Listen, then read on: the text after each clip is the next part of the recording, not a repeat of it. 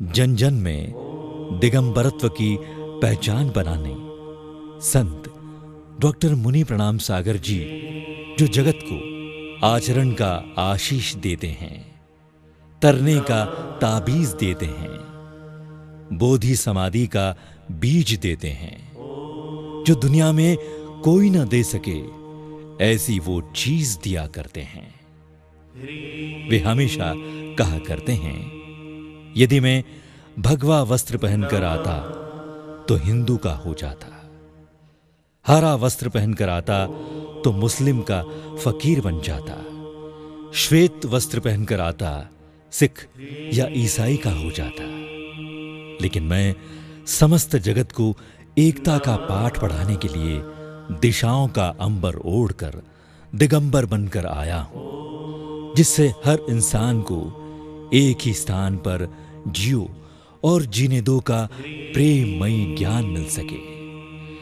ऐसे अनुपम विचारों के सूत्रधार डॉक्टर मुनि प्रणाम सागर जी को सुनते प्रणाम धारा प्रवचन माला।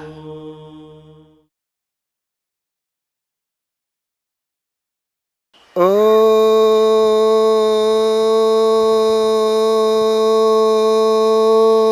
नमः सिद्धेभ्यः।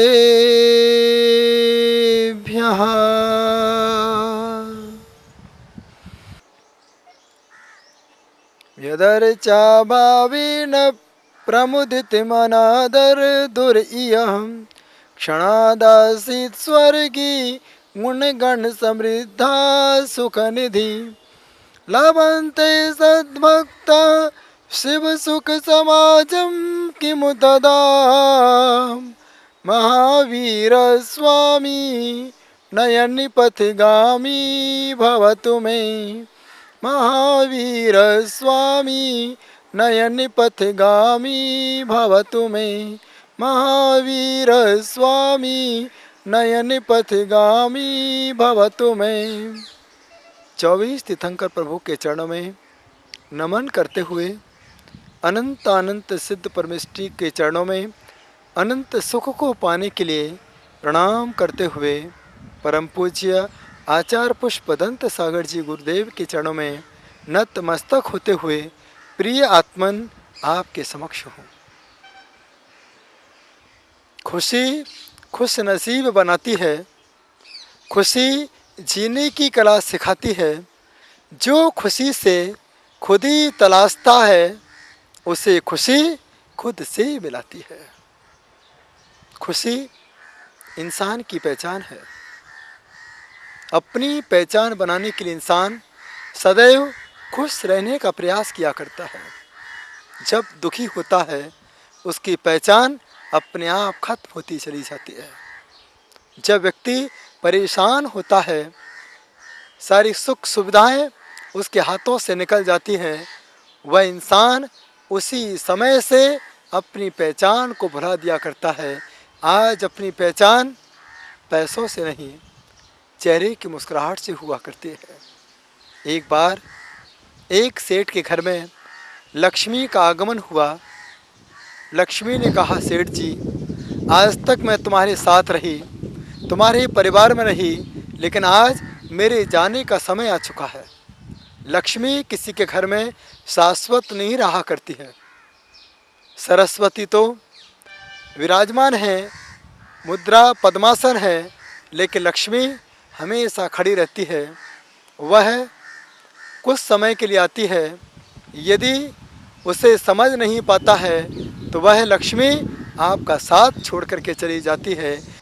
लक्ष्मी के पीछे हर कोई भागता है, लक्ष्मी उसी के पास आती है जो भाग करके नहीं, भाग्य के साथ लक्ष्मी को अपनाने का प्रयास किया करता है। लक्ष्मी ने कहा, मैं जा रही हूँ, आज का दिन है, जो मांगना चाहो मांग सकते हो। सेठ ने कहा, मेरी उम्र तो 60-70 साल की हो चुकी है। मैंने दुनिया में सब कुछ देख लिया है, सारा सुख, सारी सुख सुविधाओं को भोग लिया है, सारी सुख सुविधाओं को भोग लिया है। मैं चाहता हूँ कि मेरी घर की सारी बहुएं सुखी रहें, आनंद के साथ रहें। आप चाहो तो मेरी बहुओं को वरदान दे के जा सकती हो। पहले वाली बहू लक्ष्मी के सामने आती है। लक्ष्मी कहती है, मांगो आज तुम्हें क्या चाहिए। बड़ी वाली बहू ने कहा, हे लक्ष्मी मैया, सारे जगत में आपकी पूजा है, आपके बिना संसार का पत्ता नहीं हिलता है। हे लक्ष्मी माता, मुझे इतनी धन संपत्ति दे दे जिससे मैं अपने जीवन में कभी दुखी नहीं रह सकूं, 7 पीढ़ियों तक आनंद के साथ आपकी आराधना कर सकूं। हे लक्ष्मी माता, मुझे तो धन चाहिए। दूसरी वाली बहू से पूछा गया, तुम्हें क्या चाहिए? उसने भी कहा, मेरा पति सदैव व्यापार के लिए दुखी रहता है, सुबह मुस्कुराते हुए जाता है, शाम को उदास होकर घर लौट के आता है। यही चाहती हूँ लक्ष्मी मैया कि मेरा पति सुखी रहे, फैक्ट्री चले, सुविधाएं उत्पन्न हों, बस मुझे कुछ नहीं चाहिए। तीसरे वाली बहू से पूछा जाता है, वह कहती है, मैं जब सहेलियों में बैठती हूँ मुझे बहुत बुरा लगता है। ना तो मेरे कानों में बड़े बड़े सोने के कुंडल हैं, ना मेरे हाथों में सोने की चूड़ियाँ हैं, ना पैरों में सोने की पायजेब है, ना कमर में सोने की करधनी है। मैं चाहता हूँ लक्ष्मी मैया, मेरे पास खूब श्रृंगार के साधन होना चाहिए और मुझे कुछ नहीं चाहिए। छोटी वाली बहू आनंद के साथ बैठी थी। उससे पूछा लक्ष्मी जी ने, बोलो तुम्हें क्या चाहिए? चौथी वाली बहू ने कहा, हे लक्ष्मी माता, मेरी बड़ी जेठानी को जो मांगा है वो दे देना, दूसरी वाली ने जो मांगा है वह उसे दे देना, तीसरी वाली ने जो मांगा है उसको भी सोने चांदी का आभूषण दे देना। हे लक्ष्मी माता, मुझे कुछ नहीं चाहिए, मुझे तो सिर्फ परिवार के सुख और शांति चाहिए। मैं सिर्फ पूरे परिवार को खुश देखना चाहता हूँ। इसी खुशी के साथ मैं इस परिवार में आई हूँ। मैं सिर्फ अपने सास ससुर की खुशी के लिए, पति की खुशी के लिए इस परिवार में आई हूँ। हे लक्ष्मी माता, मुझे कुछ नहीं चाहिए। लक्ष्मी ने कहा, जिस परिवार के सदस्य सदैव खुश रहा करते हैं वहीं पर लक्ष्मी का वास हुआ करता है, क्योंकि जहाँ पर खुशी है, जहाँ पर खुशी है वहीं पर शांति है, और जहाँ पर शांति है वहीं पर लक्ष्मी का वास हुआ करता है। आज तो मैं तुम्हारे परिवार को छोड़ के जा रही थी, लेकिन तुम्हारी खुशी के लिए हम इस परिवार को कभी छोड़कर नहीं जाऊंगी। इस संसार में खुशी से बड़ी और क्या चीज़ है? आज व्यक्ति दुखी होता है, सिनेमा हॉल में जाता है खुश होने के लिए। आज बच्चे दुखी होते हैं तो माता पिता खिलौने ला के देते हैं, कपड़े ला के देते हैं बच्चों की खुशी के लिए। पत्नी दुखी होती है, पति पत्नी की खुशी के लिए सोने चांदी हीरे जवाहरात लेके आता है। रिश्तेदार दुखी होते हैं तो बढ़िया भोजन करा के उन्हें खुश किया जाता है। आज सारी प्रक्रिया खुशी के लिए ही तो हुआ करती है। आज हर इंसान जब किसी बड़े बुजुर्ग के पास जाता है एक ही बात तो कहता, बेटा सदा खुश रहो। जब कोई श्रावक संत के पास जाता है, संत भी आशीर्वाद में यही कहता है, श्रावकों सदा खुश रहो। आज परमात्मा की आराधना खुशी के लिए की जाती है, अपने माता पिता की आराधना सदा खुशी के लिए की जाती है। आज हम परमात्मा के मंदिरों में जाते हैं, क्या मुस्कुराहट है परमात्मा के चेहरे की, सदा आनंद में रहते हैं। आपने कभी विचार किया, बच्चे छोटे हैं, मुंह में एक भी दांत नहीं है, लेकिन फिर भी उन बच्चे के चेहरे क्या खिले हुए होते हैं। और आप जब 60-70 साल के हो जाते हो, सारे दांत बाहर आ जाते हैं, उसके बाद आपकी क्या हालत होती है सोचो। चेहरे पर मुस्कुराहट होती है, चेहरे की मुस्कुराहट व्यक्ति को जवान रखती है। एक बात हमेशा ध्यान रखना, जो फूल खिले हुए होते हैं वही फूल सुगंधी दिया करते हैं, और जो फूल खिले नहीं होते हैं उन फूलों में कभी सुगंध नहीं आती है। और जब तक फूल खिले होते हैं तब तक उन फूलों को ताज़ा फूल कहे जाते हैं। जब फूल मुरझा जाते हैं उन फूलों को बासी फूल कहा जाते हैं।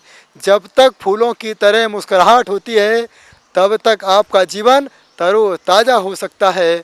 जिस दिन आपके चेहरे से मुस्कुराहट खत्म हो जाती है आपका जीवन बासा हो जाता है। बेटा भी तुम्हारे पास जाना पसंद नहीं करता है, कोई रिश्तेदार तुमसे बात करना पसंद नहीं करता है। एक फूलों से मुस्कुराना सीखिए जो सदैव खिलता है, चारों तरफ सुगंधि बिखेर दिया करता है। उसी प्रकार से संत सदा खिल खिलाता है और चारों तरफ धर्म की प्रभावना किया करता है। इसलिए जैन संप्रदाय के हर संत और भगवंत की प्रतिमाएं मुस्कराती हुई होती हैं, क्योंकि वह सदैव फूलों की तरह अपना जीवन जीता है। इसलिए संतों का कभी बुढ़ापा नहीं आता है, भगवंतों को भी कभी बुढ़ापा नहीं आता है, क्योंकि वह सदैव खुश रहते हैं। खुशी के लिए व्यक्ति सब कुछ करता है। जब दुखी होता है कहते हैं उसने खुद खुशी की है, वह खुद खुशी नहीं, वह जबरदस्ती हुआ करती है। खुद की खुशी परमात्मा से जोड़ देती है, खुद का आनंद परमानंद हुआ करता है, खुद का सुख परमात्मा का सुख हुआ करता है। आज खुशी चाहते हो तो सदैव खुश रहो। व्यापार में नुकसान हो चेहरे पर मुस्कुराहट होना चाहिए। परिवार में कोई भी सदस्य आपको गालियां दे, आपकी बहुएं आपको ताने दें, आपकी बहुएं आपका काम नहीं करे, आपका कहना नहीं माने, आपके चेहरे पर मुस्कुराहट होना चाहिए और इतना विचार आना चाहिए मैंने पहले किसी सासू को परेशान किया होगा, आज वही बहू मुझे परेशान कर रही है। कर्म किसी को नहीं छोड़ता है। जब आपके पास रोटी नहीं हो इतना विचार करना मैंने किसी की रोटियां छीनी होगी इसलिए आज मेरी थालियों में रोटी नहीं है। आपके चेहरे पर मुस्कुराहट आ जाएगी। जब व्यापार नहीं चले इतना विचार करना कि पहले मैंने किसी का धन छीना होगा, किसी के व्यापार के प्रति गलत विचार किए होंगे, इसलिए आज हमारा व्यापार चल नहीं रहा है। अपने आप तुम्हारे चेहरे पर मुस्कुराहट आ जाएगी। पारसनाथ प्रभु के चेहरे पर आप सदैव मुस्कुराहट देखते हैं। कितना उपसर्ग किया उस कमठ ने, एक भाव तक नहीं 10 भाव तक पारस कुमार को सताया, पारसनाथ को सताया, लेकिन पारसनाथ ने कमठ को जवाब नहीं दिया, मुस्कुराहट के साथ विराजमान रहे। हे कमठ तू अपना काम कर, तेरा कार्य उपसर्ग करना है और मेरा कार्य उपसर्ग सह करके सदैव मुस्कुरा करके अपना जीवन जीना है। पारसनाथ ने उन उपसर्गों को उपहार समझा। यदि आपके जीवन में कोई कष्ट आता है उससे अपना कष्ट नहीं समझे। कुंती से इतना ही तो पूछा श्री कृष्ण ने कि आज मैं बहुत आनंदित हूँ, मांगो तुम्हें क्या चाहिए। कुंती ने कहा जो मांगूंगी क्या आप वो मुझे दोगे।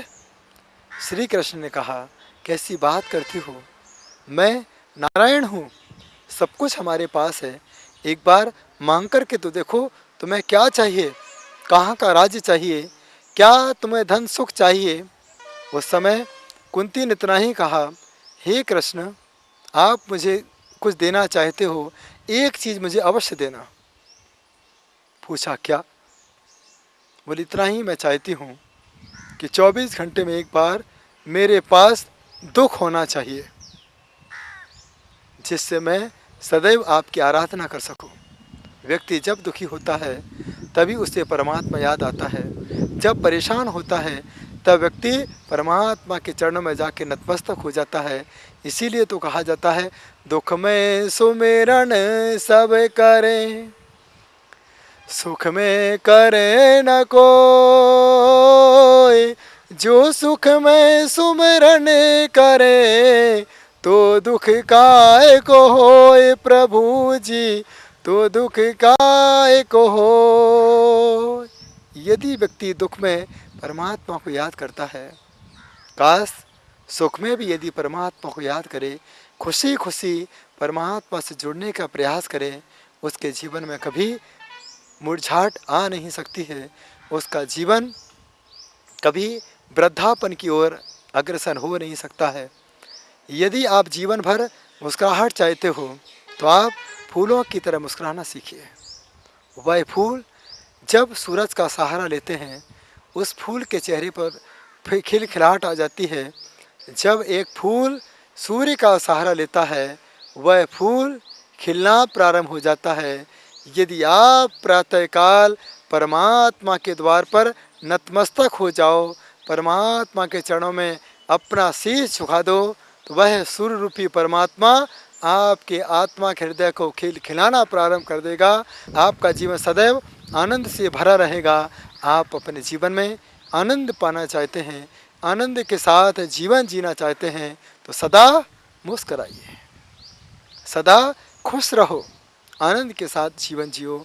कोई किसी का कुछ बिगाड़ नहीं सकता है, लेकिन आप उस बिगाड़ में अपनी ज़िंदगी क्यों बिगाड़ते हो? नुकसान हुआ है, तुम्हारा तो नहीं हुआ। बेटे ने छोड़ा है, तुम्हारा साथी नहीं था। व्यापार कम हुआ है, तुम्हारा नहीं था, तुम्हारे रिश्तेदार नहीं थे। बस एक सूत्र हमेशा याद रखना, अहम एतद् न, मैं हूँ, मेरा कोई साथी नहीं है। आप जीवन भर सुखी रहेंगे, आनंद के साथ रहेंगे, अपने आप में रहेंगे। जीवन में कभी आपको कोई कष्ट नहीं आएगा। आप आनंद के साथ जीना चाहते हैं तो खुशी सभी से तालमेल बनाती है। जो खुश रहता है, माँ जब मुस्कुराती है, बच्चा दौड़ा दौड़ा माँ के पास चलाता है। संत जब मुस्कुराते हैं, सारे श्रावक दौड़े दौड़े संतों के पास चले आते हैं।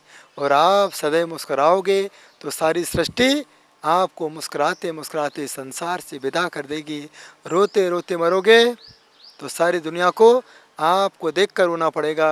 हंसते हंसते दुनिया से विदा होगे तो सारी दुनिया हंसते हंसते सारी दुनिया से आपको विदा करेगी। तो आप ऐसी करनी करके जाओ कि दुनिया में जग हंसे और आप भी हंसते हुए संसार से विदा हो। ये जीवन में ये आनंद के क्षण हैं, खुशी के क्षण हैं।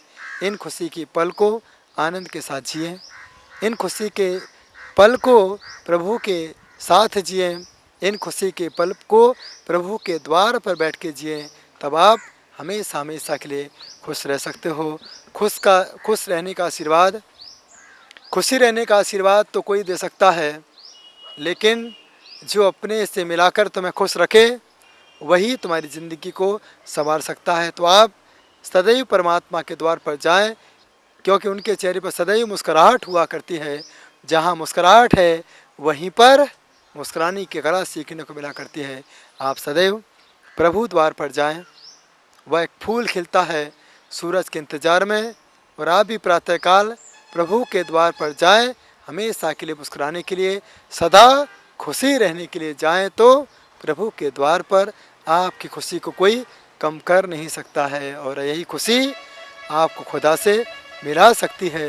यही खुशी आपकी खुद खुशी हो सकती है। तो आप तन्मयता के साथ प्रभु से जुड़ के, प्रभु की आराधना भक्ति से जुड़कर अपनी आत्मा का उद्धार करेंगे। तभी आप जीवन भर खुशी के साथ जीवन को जी सकते हो। ओम नमः सिद्धेभ्यः। मुनिश्री प्रणाम सागर जी के मुखारविंद से एक सच्चे और अच्छे विचारों को सुनकर प्रगतिशील परिवर्तन किया। और भी कुछ असहाय श्रावक हैं जिन्हें मुनिश्री ने सजा सवार कर नया जीवन दिया है।